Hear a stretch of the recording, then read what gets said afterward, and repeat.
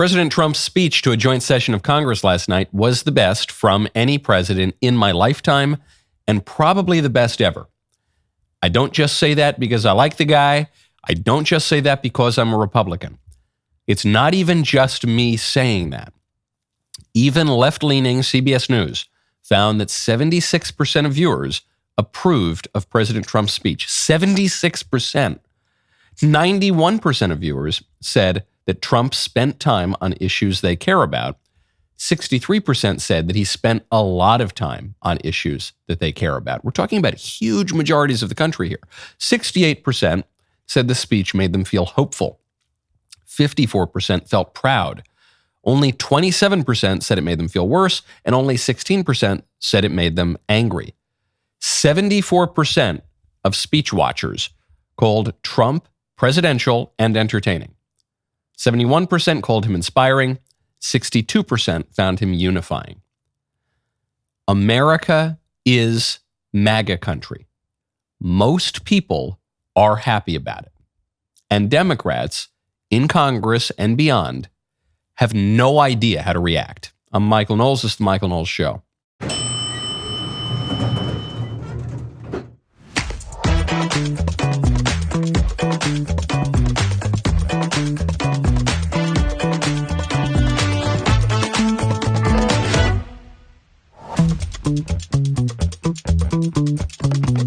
The 2028 presidential race is already kicking off, if you can believe it, and we have our first potential candidate, this one on the Democrat side, and boy, oh boy, it's a doozy. We'll get to that momentarily. First, though, to celebrate America's golden age, I want to tell you about Birch Gold. Text Knowles to 989898. Smart investors prepare ahead of time, just like keeping a life jacket handy before setting sail. You don't want to think about the life jacket after you set sail. That is why many people are adding gold to their portfolios, leading to record gold prices in early 2025. There is still a great opportunity for you to diversify and strengthen your financial future. When it comes to diversifying into physical gold, I trust Birch Gold. They are who I turn to for all of my gold needs.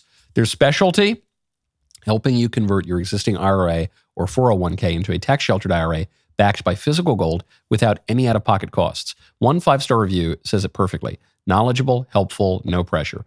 That is why I've stood behind Birch Gold for years. They deliver exactly what they promise. Get your free info kit on gold by texting the word Knowles, K-N-W-L-E-S, to the number 989898. There is no obligation, just useful information.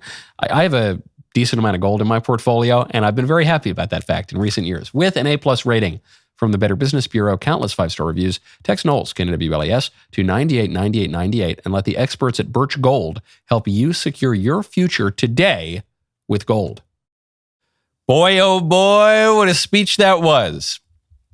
We went through it last night. Many of you were watching during the live stream. I was sitting with Drew and Jeremy, and Ben and Matt were actually in D.C. for the State of the Union.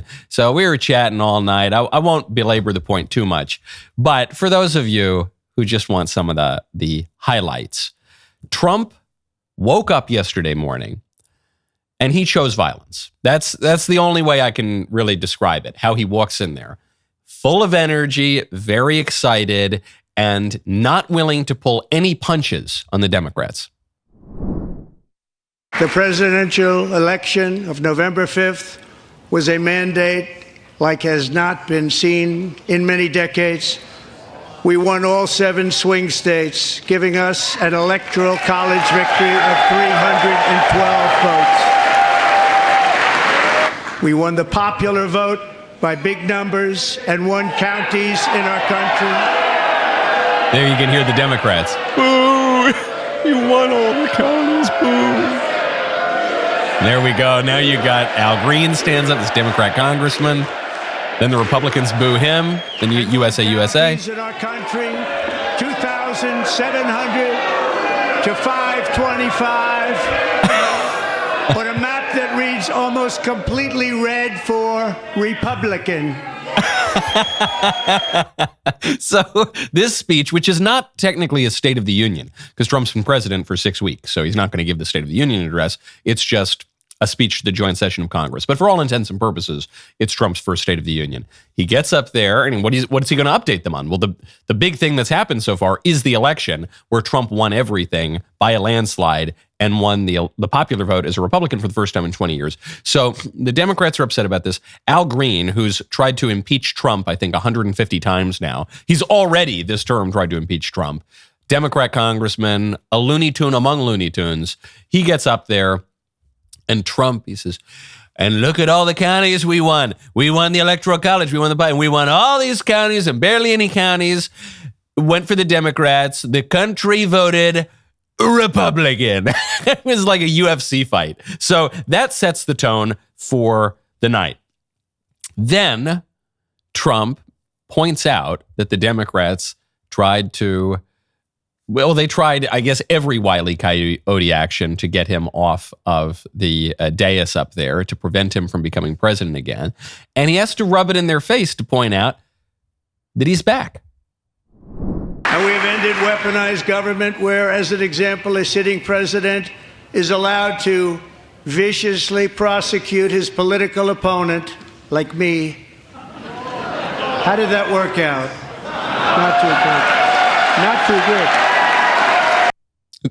This was the greatest vindication of an American politician that we have ever seen. It was better than Nixon. Nixon had a big comeback. It was better than Cleveland. This is the greatest vindication ever, because the Democrats tried to get Nixon, and they prevented him from becoming president in 1960. Some people think the election was stolen, but then he won election, he won re-election, but then they got him through a kind of deep state coup.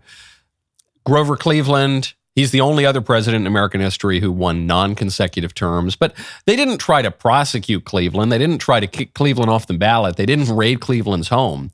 With Trump, he went through this whole ordeal. They did everything they possibly could. They locked the country down. They changed the election rules. They tried to prosecute him 4 different times. They raided his home at Mar-a-Lago. And there he is, standing up there. He goes, how did that work out for you? I'm more popular than ever.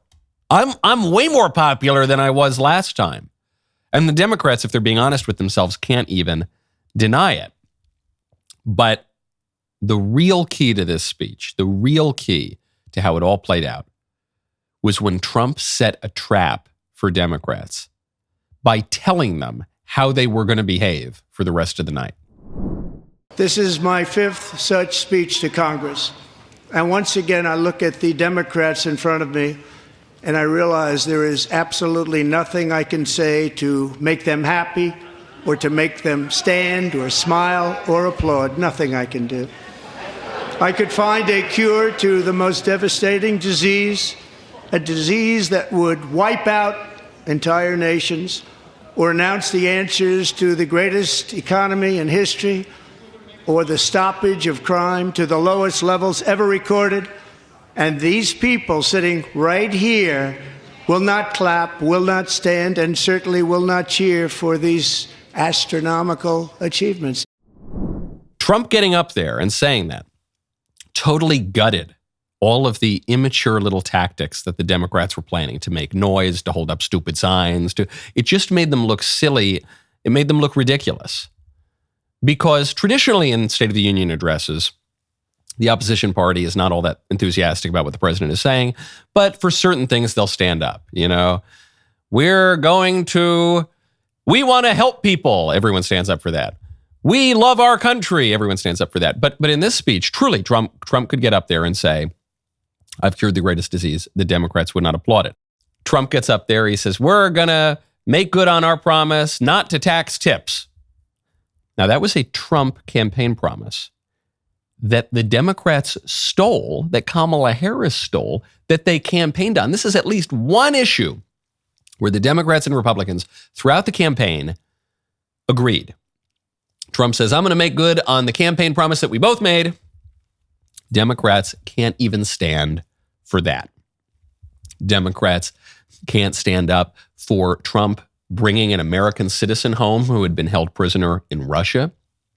Democrats can't stand up and applaud for the families of people who were killed, American citizens killed by illegal aliens.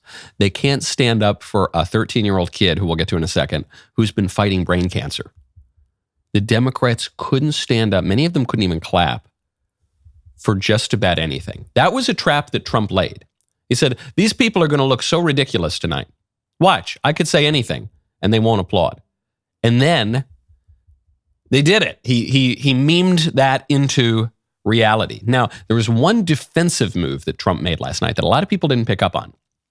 Trump mentioned in his speech the price of eggs, because Democrats are saying, well, when is the price of eggs going to go down? Now, of course, Trump has been president for like 5 minutes. He's accomplished a lot so far within his purview, what he actually can accomplish, that is enforcing border security. Democrats told us a president couldn't do that without some new law. Trump has shown you can do that within about 5 minutes. He's deported people. He has instituted tariffs. These are all the sorts of things that Trump can do. But you can't fundamentally reorder the economy. You can't deal with 4 or 5 years of inflation overnight. So Trump set the stage by pointing out the Democrats still own inflation. As president, I'm fighting every day to reverse this damage and make America affordable again.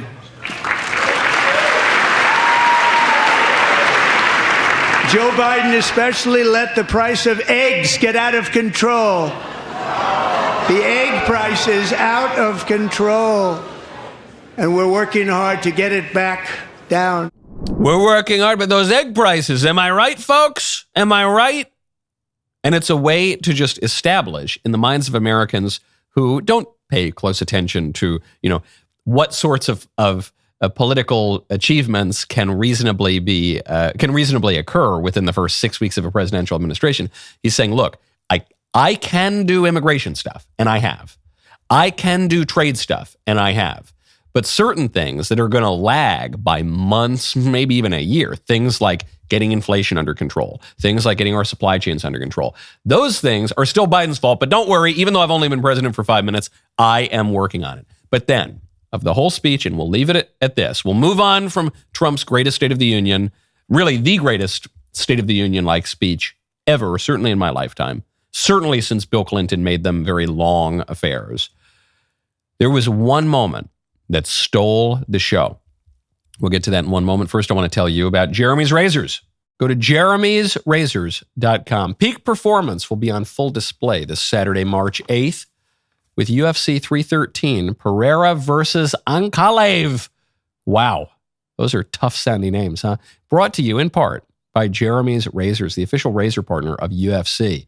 It is an absolutely phenomenal shave for people who know men are men and act like it. Catch Jeremy Boring and Ben Shapiro at the fight this Saturday night. ESPN, pay-per-view, by the razor that is in the fight for masculinity. Shave boldly, live freely. Order at jeremysrazors.com today. Also, go to thecandleclub.com/Michael. Get your Smells and Bells candle. It is Ash Wednesday, folks.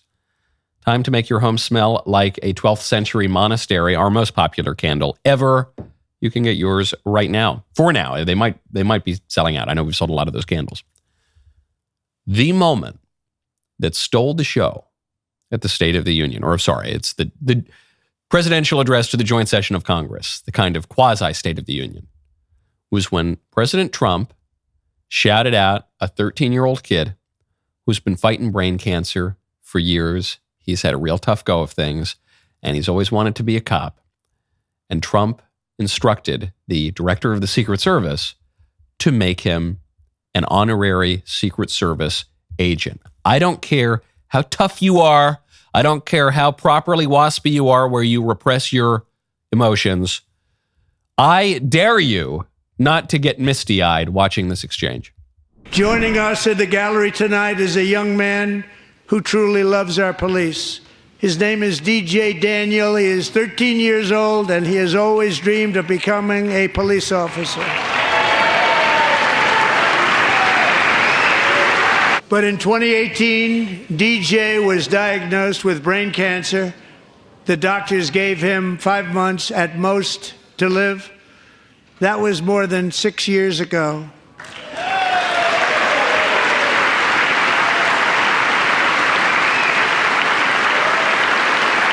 And tonight, DJ, we're going to do you the biggest honor of them all. I am asking our new Secret Service Director, Sean Curran, to officially make you an agent of the United States Secret Service.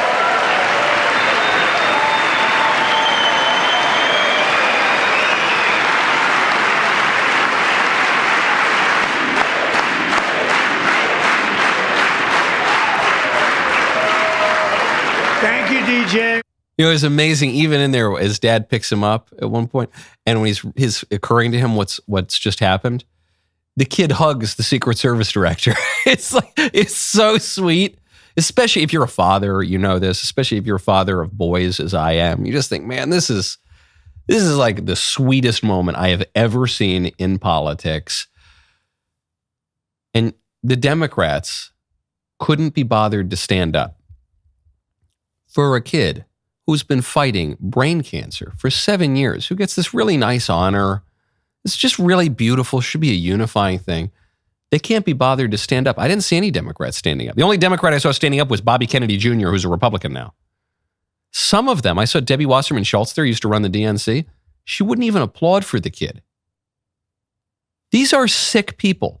These are really sick people. That's no partisan shot. You know, I understand they're not going to stand up for everything. They're not going to applaud for everything. They're not. How sick do you have to be? You get some sweet little kid hugging the Secret Service director, this nice honor at the State of the Union. Kid's not even old enough to vote, so you don't even have to worry that he voted for Trump. And you can't be bothered to put your two little hands together to pay the kid an honor. It was sick people. But it got sicker from there, actually, because after the speech, an MSNBC, one of the worst people on MSNBC, decides to lobby this attack on this sweet moment. But I think this was a lesson in finding one thing that you let yourself feel. And I let myself feel joy about DJ. And I hope he's alive for another, 95 years, right? And I hope he lives and the life he wants to live. He wants to be a cop. He knows what he wants to do. And maybe when you have childhood cancer, that crystallizes for you. And I hope he has a long life as a law enforcement officer. But I hope he never has to defend the United States Capitol against Donald Trump supporters. And if he does, I hope he isn't one of the 6 who loses his life to suicide. And I hope he isn't one who has to testify against the people who carried out acts of seditious conspiracy and then live to see Donald Trump pardon those people. What? Very little surprises me. What's that woman's name? Nicole Wallace? Is that her name? She's one of the real wackos, but she's one of the big stars of MSNBC. And her reaction to this really sweet moment is she tries to put on a good face. It's like that meme. She's plastered on the smiling face. Oh, that was nice. I liked that. Yeah, that was really nice. But I hope he doesn't kill himself, that little kid. I hope that little 13-year-old kid doesn't go kill himself after that. What kind of a demented psycho do you have to be for that to be your reaction? What kind of a demented psycho do you have to be to even think that? To even think that, much less say that privately to someone, much less say that on national television. It's MSNBC, so there are probably 5 people watching. It's like making an utterance in your own living room. But nevertheless, there are cameras and microphones in that studio. This is how contorted with hatred these people have become. This is how divorced from reality they have become because of their irrational contempt for the man that they consider to be the Mango Mussolini. That when Donald Trump, a very, very popular president, who gave an even more popular speech. He's already very popular. His speech was extraordinarily popular with 3/4 of the country. He says, hey, let's just give a nice honor to a kid who's fought a really brave fight against brain cancer. And this psycho's first reaction is, I hope he doesn't kill himself. Sick stuff. Sick stuff. And the Democrats' performance in that room last night and the Democrats' performance on television after the speech, I don't think it won them over one single vote. I think, if anything, it sent more votes to President Trump and the Republicans and the MAGA movement because As Trump said in the speech, he was leading the common sense revolution. Common sense, that's a phrase I've been saying throughout the campaign. That's what the election's about. That's the meaning of this election. Trump articulating that beautifully.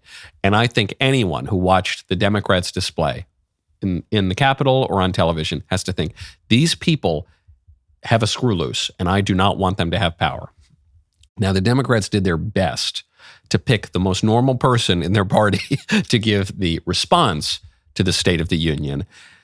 Even that wasn't great. They selected a woman. I didn't even recognize her at first. I was watching her on the monitor last night. I said, who is this? I've never even seen this Democrat. And it's Alyssa Slotkin, who's a new Democrat senator from Michigan. Michigan, obviously a very important swing state.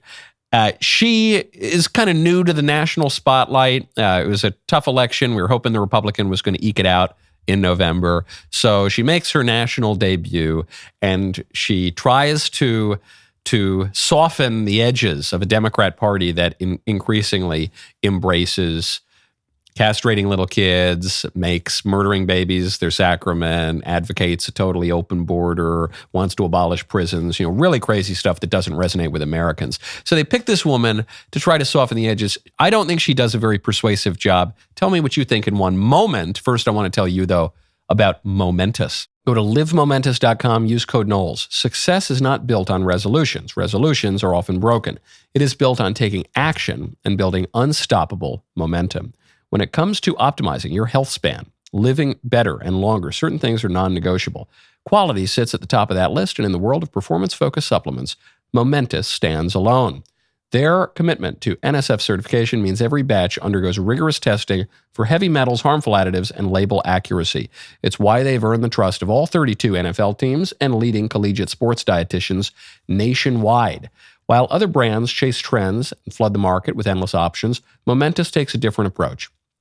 They rely on research and expert guidance to focus on what truly matters, mastering the fundamentals with unwavering consistency, then tailoring supplementation to your specific goals. Speaking of the fundamentals, protein and creatine form the cornerstone. So they've got CreaPure, the highest grade creatine monohydrate available, an essential supplement for both men and women seeking peak physical cognitive performance.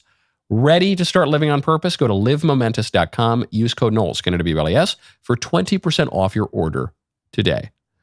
Slotkin comes out for the Democrats, and she says, all right, we're not going to focus on trans. We're not going to focus on mass migration. We're not going to focus on the crazy stuff that people don't like.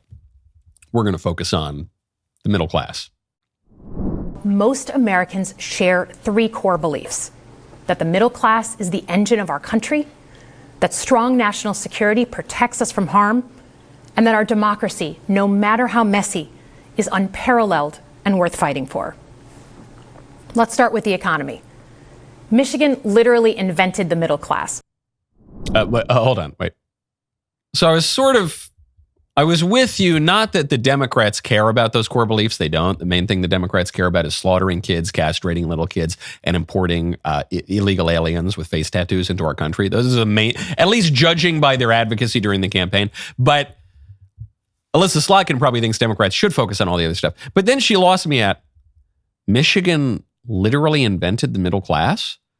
I'm pretty sure the middle class was literally invented in like late 14th century Italy. I don't think.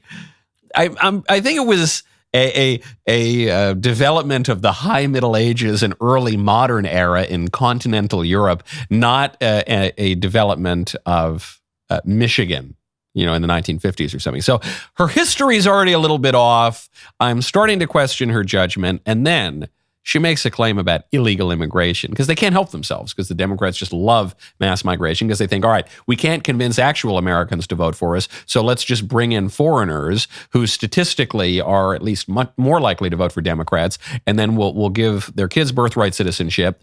We'll try to give them amnesty, and maybe we can just gain power politically by cheating. Here's a claim she makes. Securing the border without actually fixing our broken immigration system is dealing with the symptom and not the disease. So that just isn't true. Whatever you want to think about amnesty or immigration reform or even border security, just her logic doesn't make any sense. She's saying that the open border in contravention of American federal law, the open border is a symptom of the disease of having lots of illegal aliens in the country that have not received amnesty and are living in quasi-legal circumstances. But actually, the opposite is true.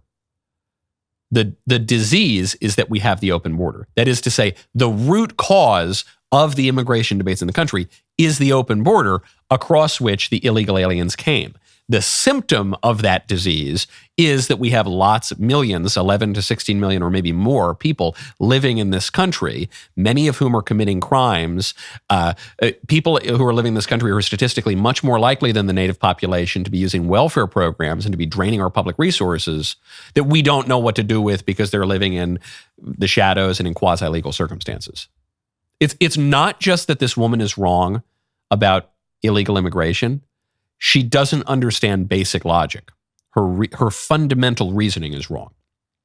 She's confusing cause for effect, symptom for disease. That's par for the course with a Democrat Party that has increasingly failed to make persuasive arguments to the American people. So it's the toughest job in politics, trying to give the opposition party response to the State of the Union.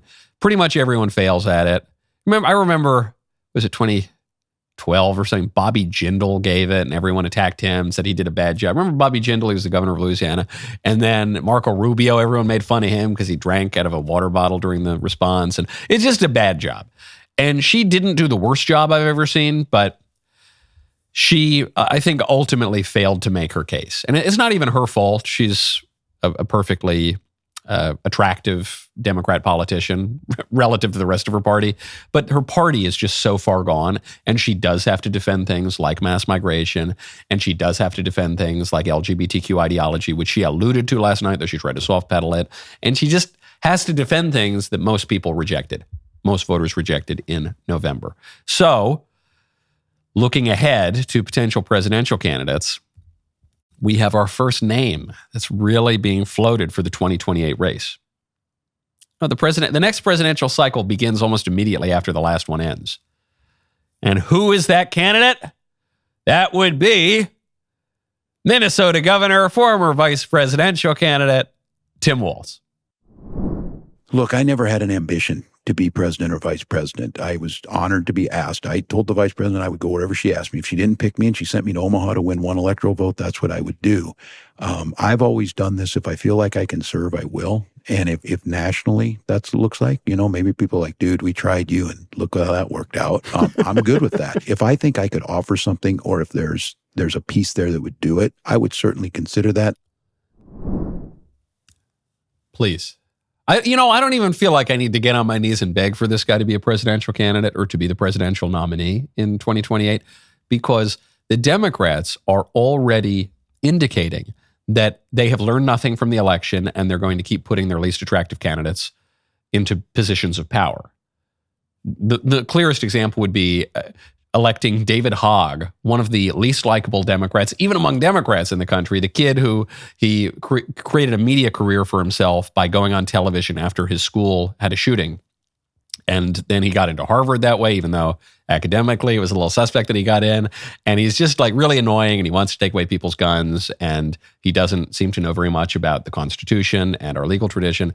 And they made that guy the vice chairman of the party. So they are clearly specifically interested in elevating liberal white guys that most people don't like. And so Tim Walz fills that spot perfectly. Went down in flames as one of the worst vice presidential candidates in modern memory. And so if he's the nominee, please, thank you, please. Christmas came early. Christmas came 4 years early, I guess. Now we're getting some breaking news, this according to CNN, that the Supreme Court has rejected President Trump's request to keep billions of dollars in foreign aid frozen. Foreign aid, remember, doesn't even primarily mean sending javelins to the Ukrainians. Foreign aid doesn't just mean or even primarily mean helping with diseases in Africa. Foreign aid means, to use one notable example, sending a lot of money to the wife of some British politician to go teach Afghan peasants about Marcel Duchamp and how urinals actually constitute really beautiful modern art. There's a lot of graft and weird stuff in the foreign aid, promoting things like transgender ballet performances in Guatemala or Papua New Guinea or whatever. Crazy stuff. And so President Trump and Doge go in and they say, okay, we're going to freeze that. We're not sending that money out. Supreme Court now rejecting Trump's, reportedly, according to CNN, rejecting President Trump's plea to stop that. But there's going to be a fight here, okay? And it's actually part of our constitutional system that there is a fight between the executive branch and the judiciary and the legislature sometimes. That's a feature, not a bug of our system.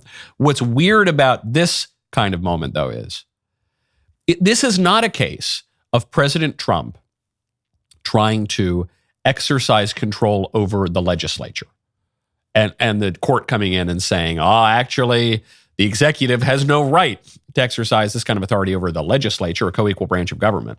This is an example of President Trump trying to exercise authority over the court, and the court stepping in and saying, no, we're not going to do that.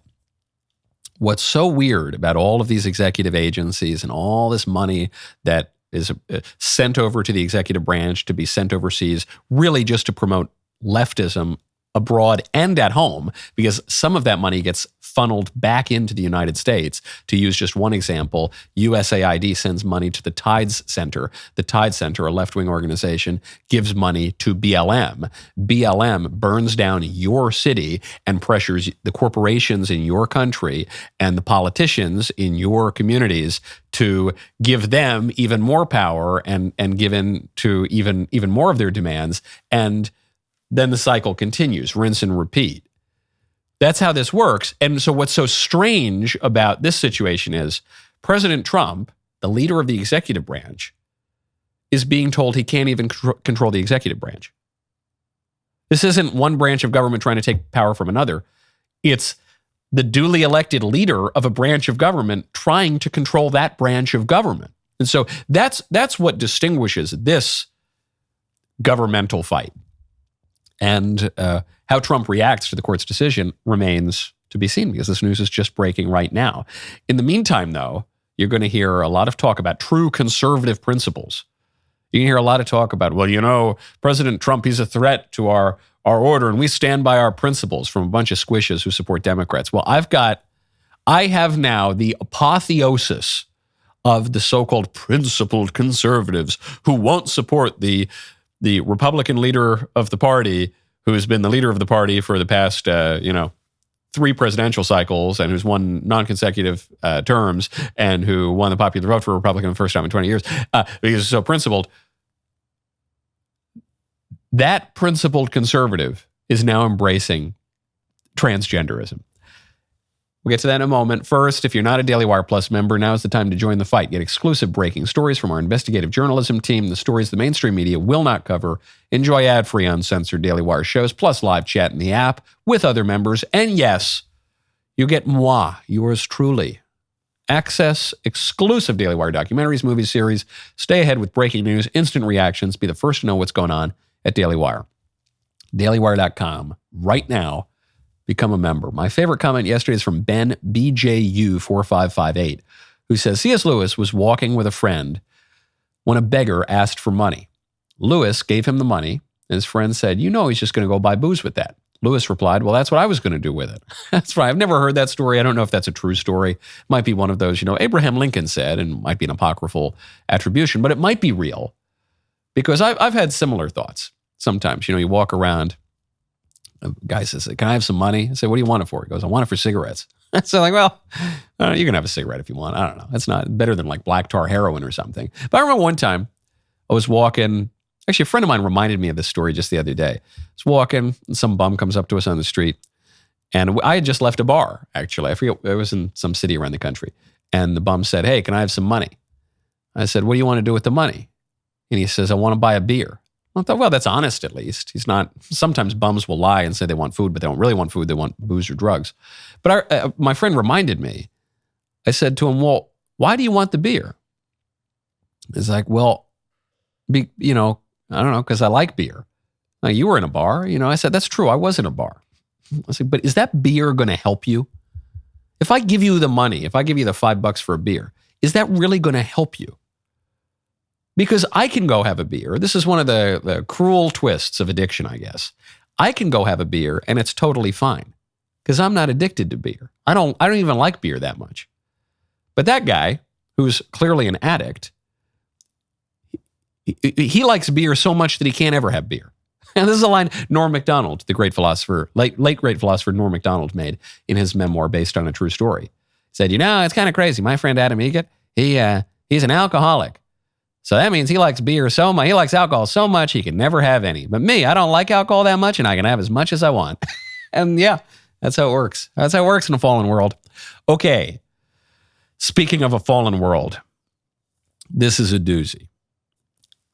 The Democrats are attracting very few people to their party. They've lost a lot of ground with Hispanic voters, black voters, with women. 75% of people said they liked Trump's speech last night. They thought it was good. A lot of people, 91% said Trump was speaking about things that they care about. Trump won the popular vote, obviously.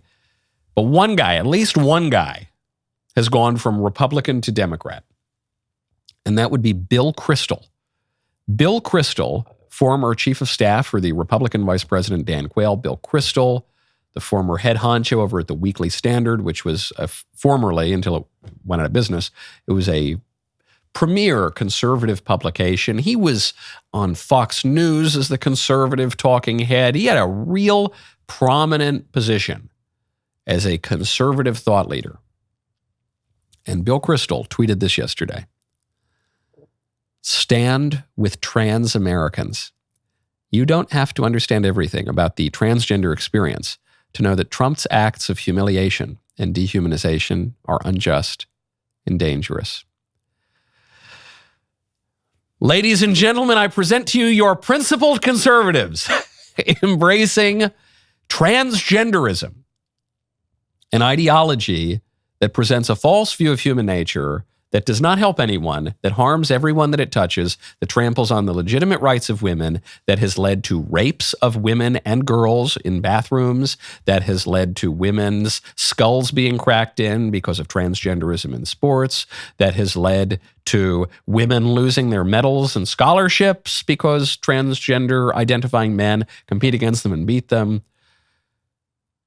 Your principled conservatives are now embracing transgenderism. This is proof positive of the accusation against some Republicans that Republicans are just liberals 5 to 10 years too late. They're conserving the liberalism of 5 years ago. I don't even know if it's 5. It might be 2 years ago for this guy. I remember I was in college. Bill Kristol came up to speak. And one of the conservative students in college, conservative, quote unquote, he was defending same-sex marriage. Now, this was before the Obergefell decision. This might have even been before. It was right around the time that Obama switched his view. But it was right around the time when Obama still defended marriage as it truly is and opposed so-called same-sex marriage. And he said, I think Republicans should embrace gay marriage. That'll be good for everyone. And I remember Bill Kristol scoffing at that idea. And I think he published at least one column about this. Said, no, conservatives should not embrace same-sex marriage. That's crazy. That's absurd. And now I'm waiting for Bill Kristol to paint his face in a rainbow. We stand with the trans Americans. Trans kids' rights are human rights. I don't. Is he going to wear a Free Palestine keffiyeh next? I don't know. Who knows? Who knows? What do these principled conservatives conserve? I've just noticed, having met having known even somewhat well, a handful of these malcontents over the years. The hard-line never-Trumpers, the never-Trumpers in 2025, they all describe themselves as principled conservatives. And they are the least principled people in politics that I have ever seen. What principles do they hold? The principles of petty personal grudges and milking a little bit of money out of new donors, even those who oppose everything you've ever pretended to stand for in your whole life. Crazy. Meanwhile, the Democrats continue to make themselves look totally ridiculous. Democrats in the California legislature are proposing a new bill after those devastating fires. So devastating fires occur, burn the city down. There are lots of reasons those fires occurred. Totally predictable Santa Ana winds that the political leaders refused to prepare for, because the California leaders in recent years didn't want to clear brush in their woody areas. President Trump warned Governor Gavin Newsom about this in 2018, because the city emptied reservoirs before those predictable Santa Ana winds. So the Palisades Reservoir didn't have any water in it when the fires broke out, because the global warming obsessed Democrats decided to send 95% of rainwater into the Pacific Ocean, because they feared that if they collected the rainwater like reasonable people, they might damage the Delta smelt, some tiny little, sardine or something. So all of these political problems led to the fires.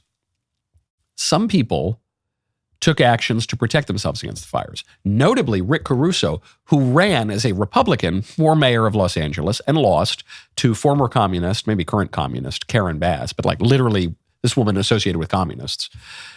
Terrible. She wasn't even on the continent during the fires. That's how neglectful she was of her duties. So Rick Caruso has a very popular property in the Palisades, beautiful little mall, lovely property.